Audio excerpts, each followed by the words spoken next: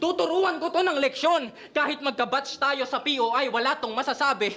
Duduraan ko lang yung baon mo. Ako yung bully mong kaklase. Ako yung embodiment ng stress at problema mo palagi. Pwede rin ako yung prof mo kasi dahil sa akin magpapakamatay tong estudyante. Yeah! Sa akin madadali. Lalagyan ko ng bala sa sikmura. Gagawin ko siyang firing test. Magaan lang to sa tiyan pero di mo to madadigest. Puputukan ko on screen parang cybersex. Isang maling desisyon niya lang magiging life and death yung sitwasyon parang butterfly effect. Si Mix madadaysek. Si Mix madadaysek. Hihiga to sa kalsada wala ring malay. Hihiga to sa kalsada wala ring malay. Magsisilbi siya sa aking alay. Hihiga to sa kalsada, wala ring malay. Magsisilbi to sa aking alay. Sa sobrang dami ng dugo sa gutter, parang naglaba yung kapitbahay. Tas pupunta ako sa burol mo. Isusunod ko lahat ng nakiramay. Ako yung sakit sa genetics ng pamilya nyo. Kasi uubusin pati bloodline. Umuwi ka na bye-bye. Umuwi ka na bye-bye. In the first place, di ka naman dapat dito kasali. Kasi nung binigyan ka ng laban sa polo, di ka sumipot sa liga namin. 30 minutes before ng battle mo, tsaka ka lang nagsabi, mukhang di alam ni Enigma kung gaano kakakupal at salbahe. Yun ay nangyari 1 year ago at sakto yung tagpo.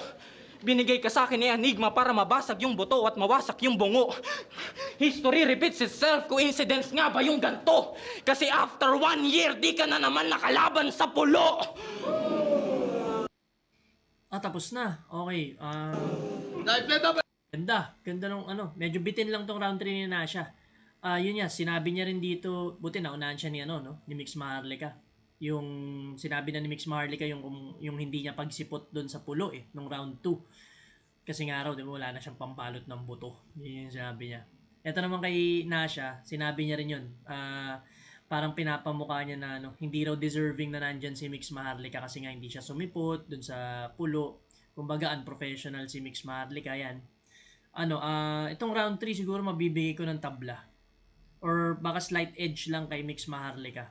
Nakulangan ako sa round 3 ni Nasha ngayon. Nabitin ako or parang hindi siya enough para lumamang kay Mix Maharlika. Pero round 1 tsaka 2 kay Nasha ako. So para sa akin, nanalo sa laban na to, Nasha.